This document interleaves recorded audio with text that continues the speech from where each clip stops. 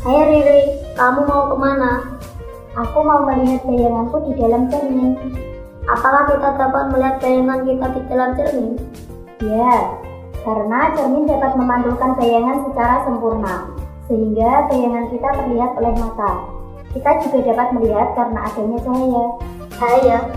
Wah, kalau gelap dan tidak ada cahaya seperti ini, aku tidak dapat melihat apapun. Tentu, saat gelap, kita tidak dapat melihat apapun. Itu dikarenakan tidak ada cahaya yang dipantulkan dan ditangkap oleh mata kita. Assalamualaikum warahmatullahi wabarakatuh. Jumpa kembali dengan Pak Santo, belajar IPA menjadi lebih mantap. Pada pertemuan kali ini kita akan mempelajari tentang pemantulan cahaya pada cermin. Sudah siapkah kalian belajar? Silahkan disiapkan buku pelajaran IPA-nya ya. Pada pertemuan yang lalu, kita telah membahas tentang sifat-sifat cahaya. Salah satunya adalah sifat cahaya yang dapat mengalami pemantulan. Silahkan simak penjelasan berikut untuk mengingat kembali. Pada pertemuan yang lalu, sifat cahaya itu salah satunya adalah mengalami pemantulan. Jika cahaya mengenai suatu bidang datar akan dipantulkan ke arah yang lain dengan besar sudut datang itu sama dengan sudut yang dipantulkan. Pemantulan cahaya itu dibedakan menjadi dua macam. Yang pertama adalah pemantulan teratur. Ini terjadi jika cahaya memasuki permukaan yang rata atau halus, maka akan dipantulkan secara teratur dengan sejajar. Kemudian jika pemantulan yang kedua, yaitu pemantulan baur atau tidak teratur, merupakan pemantulan cahaya oleh permukaan yang tidak rata atau kasar. Pemantulan baur ini sinar yang dipantulkan tidak sejajar. Kita bisa melihat bayangan kita di dalam cermin karena cermin itu salah satu bidang datar yang permukaannya halus dan mengkilap, sehingga terjadi proses pemantulan secara teratur yang dipantulkan menuju mata kita sehingga kita bisa melihat bayangan di dalam cermin. Nah, hubungan dengan materi hari ini yaitu bahwa cermin merupakan bidang datar yang permukaannya halus sehingga dapat memantulkan cahaya secara teratur. Lalu, bagaimana bayangan kita dapat terbentuk? Kita akan mempelajari selengkapnya pada pertemuan hari ini. Apakah kamu sebelum berangkat ke sekolah, kalian bercermin? Kemudian, pada saat kalian bercermin, mengapa bayangan kita dapat terlihat? Di awal pembelajaran tadi, kalian telah menyaksikan tayangan bahwa kita dapat melihat bayangan pada cermin karena adanya cahaya. Simak materi selengkapnya berikut ini. Pada materi hari ini masih terkait dengan kompetensi dasar 3.12 tentang menganalisis sifat-sifat cahaya, pembentukan bayangan pada bidang datar dan lengkung, serta penerapannya untuk menjelaskan proses penglihatan manusia, mata serangga, dan prinsip kerja alat optik. Tujuan pembelajaran untuk hari ini yang pertama, menjelaskan pembentukan bayangan beserta sifat-sifat bayangannya. Yang kedua, menggambarkan proses pembentukan bayangan pada cermin cekung dan cermin cembung. Yang ketiga, menganalisis sifat dari bayangan yang terbentuk dari cermin cekung jika jarak benda berubah-ubah. Yang keempat, menganalisis hubungan antara jarak benda, jarak bayangan, jarak fokus pada cermin cekung dan cermin cembung. Yang kelima, menganalisis letak bayangan melalui persamaan umum cermin lengkung. Pada pembelajaran hari ini, Bapak akan menggunakan model pembelajaran discovery learning dengan pendekatan saintifik. Kemudian, nanti kalian akan mengamati video demonstrasi percobaan tentang pembentukan bayangan pada cermin menggunakan aplikasi Flash. Sekarang kita pelajari tentang pemantulan cahaya karena cermin. Cermin terbuat dari benda bening yang salah satu permukaannya itu dilapisi dengan lembaran tipis aluminium atau perak. Cahaya yang mengenai cermin akan dipantulkan. Cermin ada 3 jenis ya, ada cermin datar, cermin cekung, dan cermin cembung. Yang kita pelajari pertama adalah tentang cermin datar. Pernahkah kamu bercermin?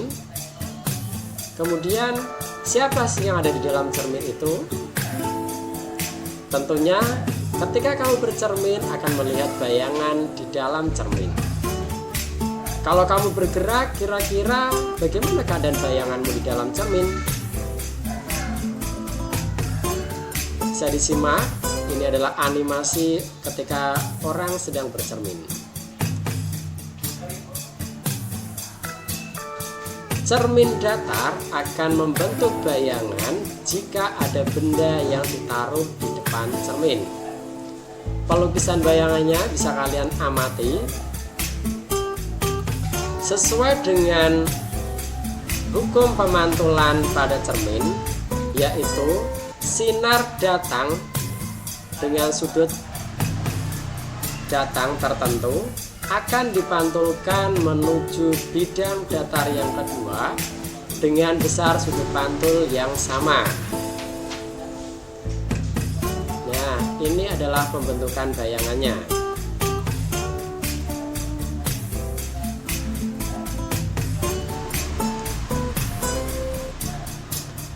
Setelah bayangan kamu terbentuk di dalam cermin, sifat bayangan yang terbentuk itu memiliki sifat yang pertama adalah sama tegak, kemudian sama besar, yang ketiga jarak benda ke cermin itu sama dengan jarak bayangan ke cermin, dan yang keempat bersifat maya karena bayangan jatuh di belakang cermin.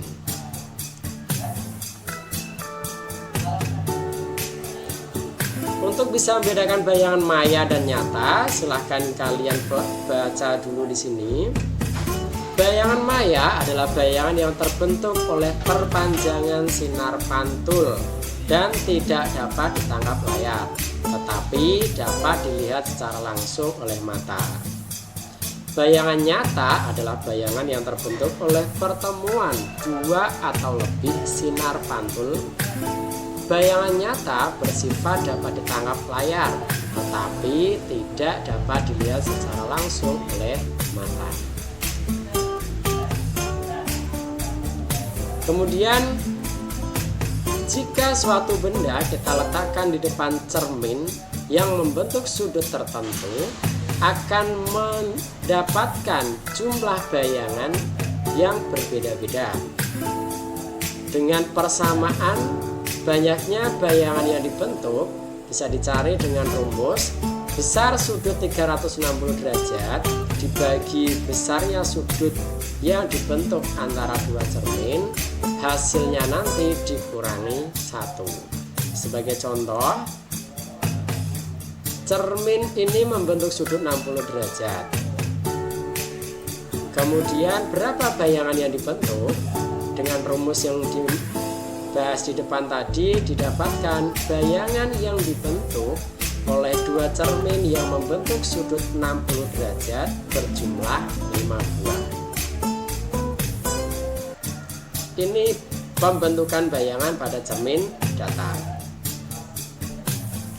Kira-kira bagaimana ya kalau pembentukan bayangan pada cermin cekung? Silahkan disimak materi berikut ini.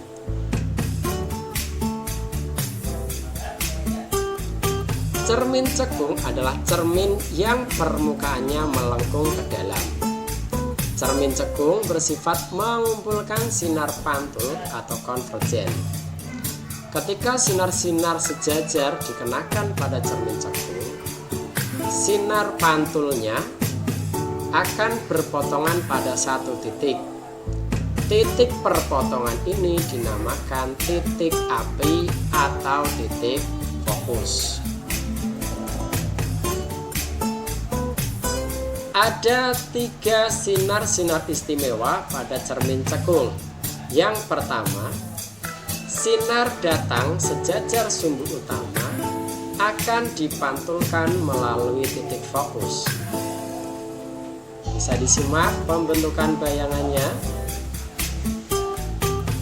Sinar istimewa yang kedua, sinar datang melalui titik fokus akan dipantulkan sejajar sumbu utama. Bisa disimak animasi sinar istimewanya. Yang ketiga adalah sinar datang menuju pusat kelengkungan akan dipantulkan kembali melalui titik pusat kelengkungan cermin itu sendiri. Kemudian, bagaimana cara menggambarkan pembentukan bayangannya? Bagaimana sifat bayangan yang dibentuk pada cermin cekung? Untuk menyelidiki ini, silakan kalian membuka lembar kerja peserta didik kedua tentang pembentukan bayangan pada cermin cekung. Berikutnya kita akan mempelajari bagaimana pembentukan bayangan pada cermin cekung. Penggambaran bayangan pada cermin cekung ini dengan memanfaatkan sinar-sinar istimewa yang ada pada cermin cekung tadi, yang ada 3 tadi ya. Kira-kira kalau benda berada di ruang 2 di antara F dan M, akan terbentuk bayangan.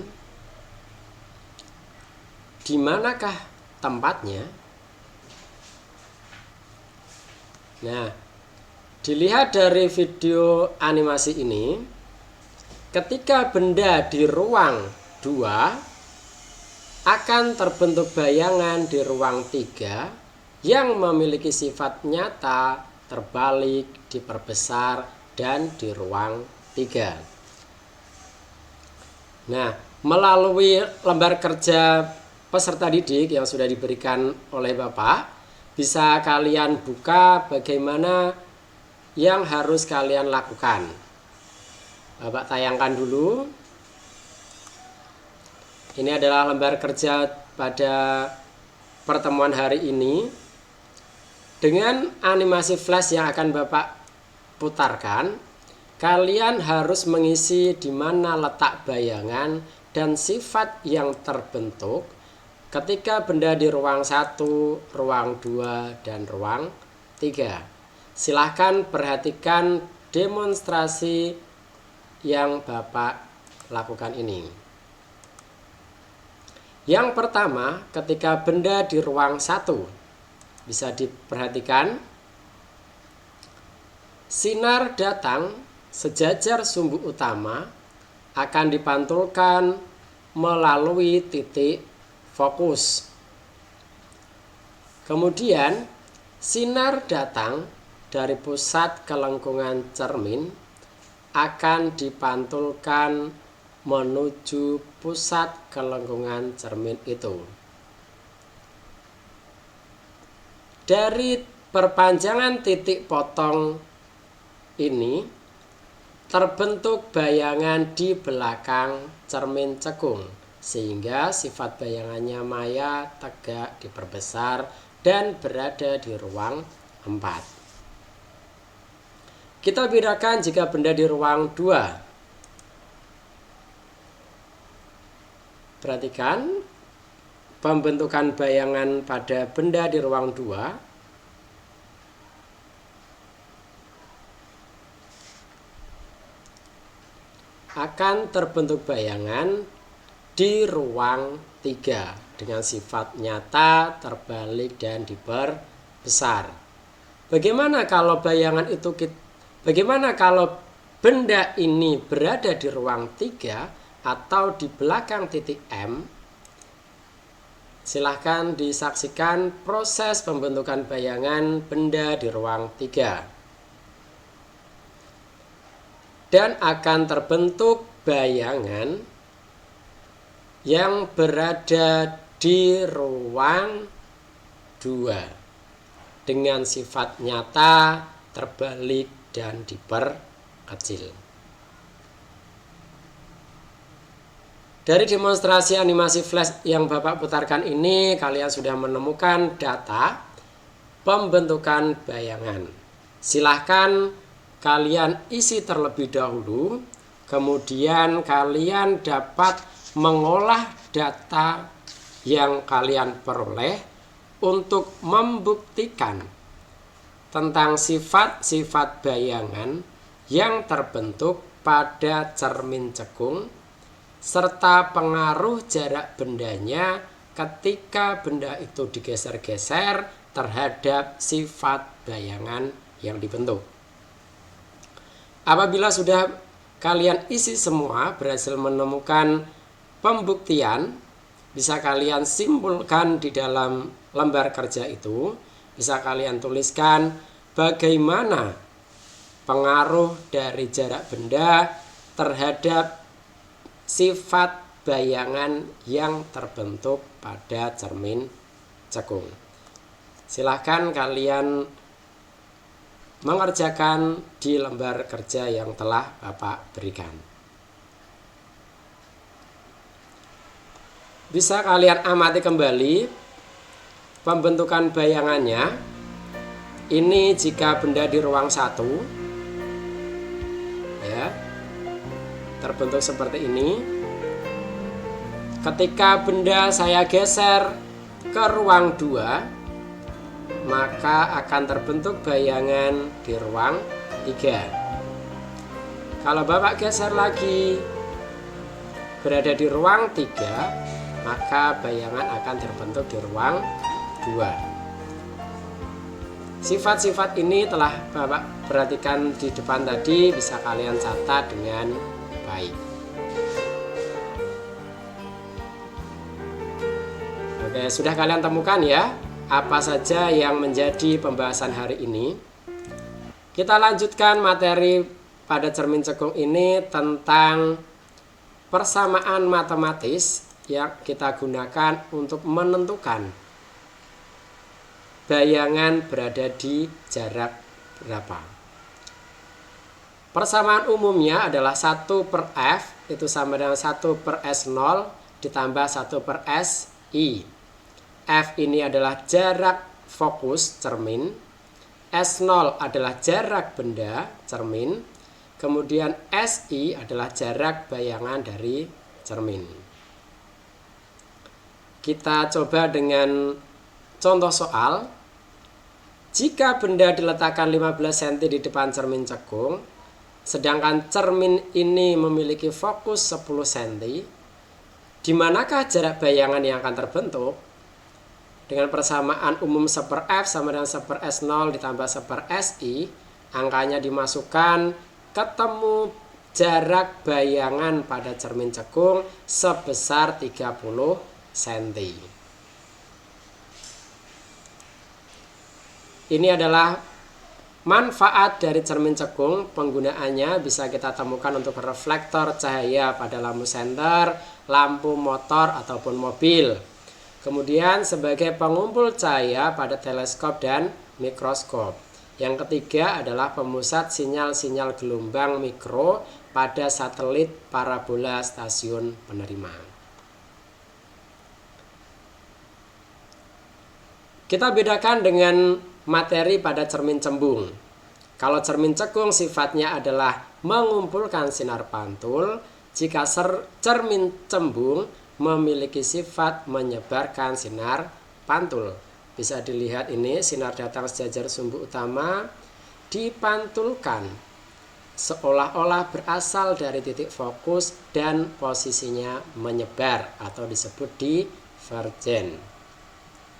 Cermin cembung juga memiliki 3 sinar istimewa. Bisa disimak di sini. Sinar datang sejajar sumbu utama dipantulkan seolah-olah berasal dari titik fokus. Yang kedua, sinar datang menuju titik fokus dipantulkan seolah-olah sejajar pada sumbu utama. Sedangkan yang ketiga, sinar pantul menuju pusat titik kelengkungan cermin dipantulkan seolah-olah dari pusat kelengkungan itu juga. Kemudian cara pembentukan bayangan juga sama dengan pembentukan saat kita mempelajari cermin cekung dengan memanfaatkan 2 atau lebih dari sinar-sinar istimewa. Contohnya ini yang pertama, sinar datang sejajar sumbu utama dipantulkan seolah-olah berasal dari titik fokus. Kemudian sinar datang menuju titik pusat kelengkungan seolah-olah juga dipantulkan menuju titik pusat kelengkungan.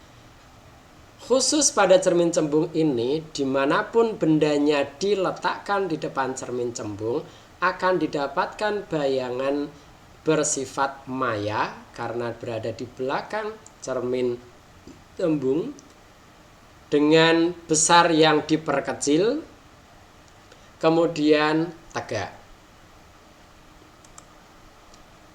Persamaan matematis pada cermin cembung juga sama dengan cermin cekung, hanya saja perbedaannya jika pada cermin cembung ini nilai jarak fokus cermin bernilai negatif. Ini yang perlu diperhatikan.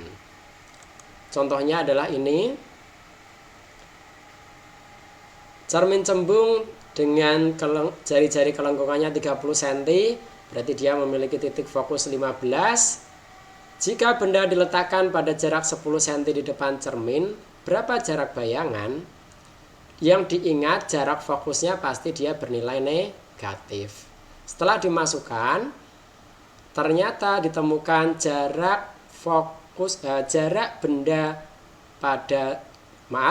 jarak bayangan yang terbentuk sebesar negatif 6 cm. Angka negatif ini menunjukkan bahwasanya bayangan yang terbentuk bersifat maya, terletak di belakang cermin. Manfaat dari cermin cembung ini bisa kita temukan dari kaca spion baik kendaraan bermotor dan mobil.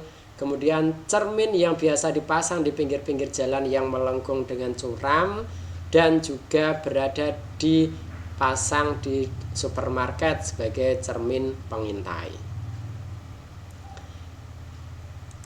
Simulasi yang bisa kita simak lagi tentang pembentukan bayangan ini tadi pada cermin cekung, ya, dari jarak benda di ruang 1, di ruang 2, dan di ruang 3. Jika Bapak ganti dengan cermin cembung, ini di ruang 2, Bapak geser di ruang 1, geser ke ruang 2, ke ruang 3, bayangan yang terbentuk ternyata selalu di ruang 1 dan di belakang cermin. Ini menunjukkan sifat bayangan yang dikatakan maya. Kalau penggunaan rumus nih, ya, misalnya di sini jarak fokusnya 3 cm, jarak bendanya 4 cm. Setelah dihitung akan kita temukan jarak bayangan sebesar 12 cm. Kalau Bapak ganti nih, jarak fokusnya saya buat 15, kemudian jarak bendanya saya buat 20 cm. Coba anak-anak dihitung terlebih dahulu, berapakah besarnya jarak bayangan yang terbentuk pada cermin ini? Oke, silahkan dihitung terlebih dahulu. Kalau sudah, Bapak buktikan ya, berapakah jarak benda yang terbentuk, jarak bayangan yang terbentuk. Silahkan disaksikan. Nah, dari perhitungan persamaan matematis pada cermin 1/F sama dengan 1/S0 ditambah 1/SI, ditemukan besarnya jarak bayangan yang terbentuk sebesar 60 cm. Apakah bayangan ini diperbesar atau diperkecil? Bisa kita gunakan rumusnya M sama dengan SI dibagi SO. SI-nya 60, SO-nya 20, ditemukan perbesarannya sebesar 3 kali. Ini menunjukkan bahwasanya ketika benda berada di ruang 2 akan menghasilkan bayangan yang diperbesar. Oke, itu adalah yang perlu kita bahas hari ini. Kesimpulan yang bisa kita ambil, ya, mari kita simpulkan bersama bahwasanya cermin ini dapat memantulkan cahaya yang akan menimbulkan sifat-sifat bayangan. Sifat bayangan yang terbentuk pada cermin datar yaitu maya, tegak, sama besar, dan tertukar sisinya. Sifat bayangan yang terbentuk pada cermin cekung dan cermin cembung bergantung pada tempat atau jarak benda terhadap cermin.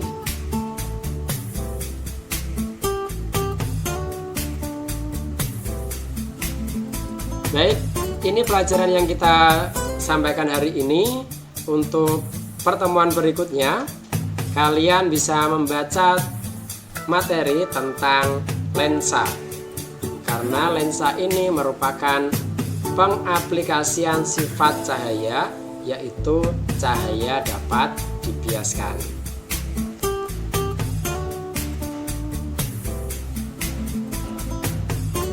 Baik, ini yang bisa Bapak sampaikan untuk pertemuan hari ini. Sebagai bahan belajar, silahkan kalian mengerjakan soal-soal yang ada di buku siswa untuk memahami seberapa besar pemahaman kalian pada pertemuan hari ini. Bapak cukupkan materi hari ini. Terima kasih atas perhatiannya. Wassalamualaikum warahmatullahi wabarakatuh.